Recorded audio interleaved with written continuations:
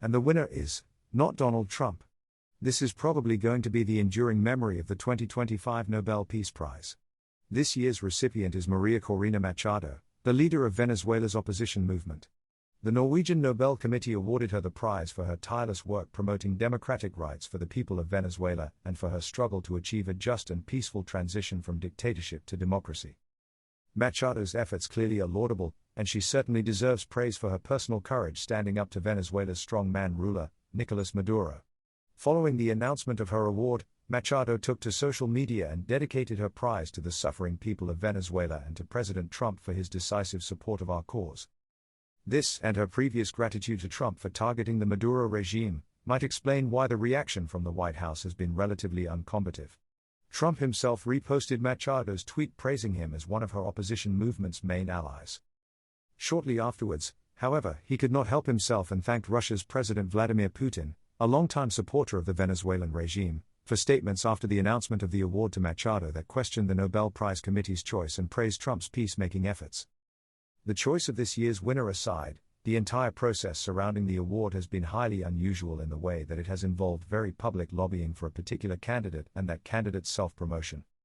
Trump used every conceivable opportunity, including his speech before the UN General Assembly on September 23, when he reiterated an earlier claim to have solved 7 wars. These claims have been widely called into question. And with good reason, as tenuous ceasefires are the closest that Trump got in some of the actual wars in which he intervened. This would not necessarily have ruled Trump out from the competition. The criteria do not require success but also allow for effort to be rewarded. Alfred Nobel's 1895 will specify that the Peace Prize should go to the person who shall have done the most or the best work for fraternity between nations, the abolition or reduction of standing armies and for the holding and promotion of peace congresses. Yet even if the Nobel Committee had prioritized effort over accomplishment, Trump's chances for success were remote, given that nominations annually close on January 31, which was barely a week into Trump's second term. By then he had arguably played a role in a temporary ceasefire in the war in Gaza, but most of his subsequent claims had yet come to pass.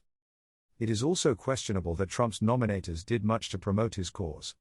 Pakistan's Prime Minister Shehbaz Sharif, and the country's Army Chief Field Marshal Asim Munir, Israel's Prime Minister Benjamin Netanyahu, and Azerbaijan's President Ilham Aliyev, are unlikely to have had much, if any, influence on the Norwegian Nobel Committee. There have been controversial choices for the Nobel Peace Prize before. Henry Kissinger won the prize in 1973 for ending the Vietnam War, together with Le Duc Tho, the principal Vietnamese negotiator who declined the prize. But while he negotiated the end of the war in Vietnam, he was, among other things, also notorious for a devastating bombing campaign against Cambodia from 1969 to 1973.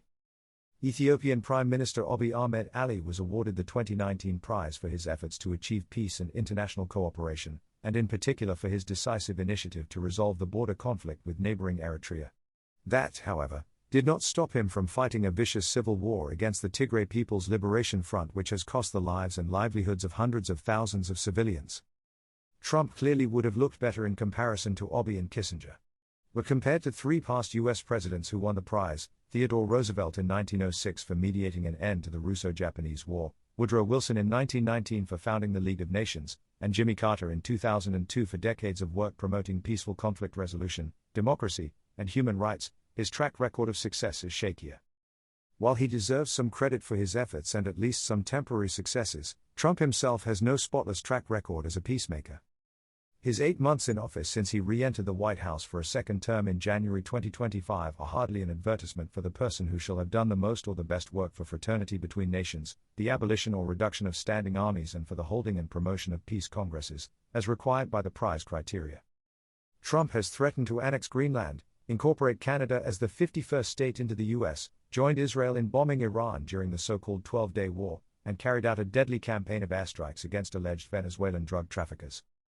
This mixture of peacemaking and warmongering sets Trump apart from the 4th U.S. president winning the prize, Barack Obama in 2009 for efforts to strengthen international diplomacy and cooperation between peoples.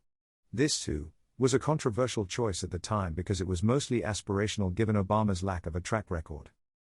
Perhaps the best outcome of the 2025 Nobel Prize saga and the fact that Trump did not win might be that the U.S. president now doubles down in his peacemaking efforts.